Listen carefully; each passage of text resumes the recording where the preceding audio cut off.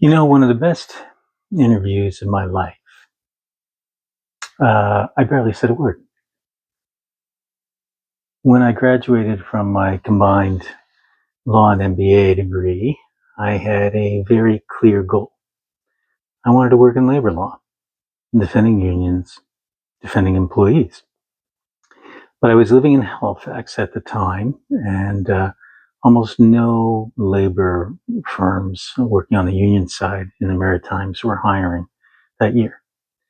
So I had to look elsewhere, at least for the short term. I saw that IBM was hiring. Didn't really know much about the company, but I applied anyway. Showed up to the interview wearing a blue suit, a white shirt, red tie, completely by accident. Turns out that that was basically the IBM uniform. I sat down across from the interviewer. He looked a bit like the actor William Devane, and he started talking and talking and talking. He was clearly very impressed with himself and didn't seem to feel that there was much need to ask me questions. So about 15 or 20 minutes in, he finally stopped. He looked at me and he asked, "Would you say you're a go, go, go kind of guy?" I looked at him and I said, "Sure." And then he kept talking. About 45 minutes into the interview, he stopped again and he asked a second question. "Would you say you're a high energy person?"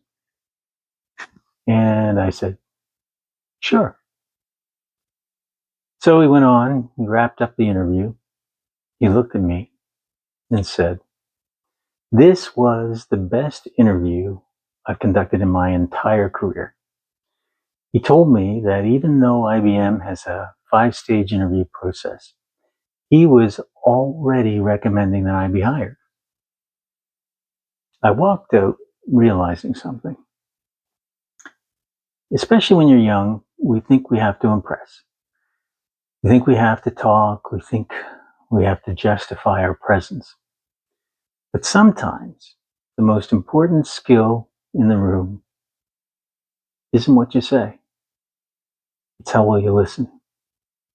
It's reading the room, watching body language, understanding the other person. In that interview, I didn't need to say anything. I just needed to listen. And that silence got me my first job right out of university. Sometimes silence is golden.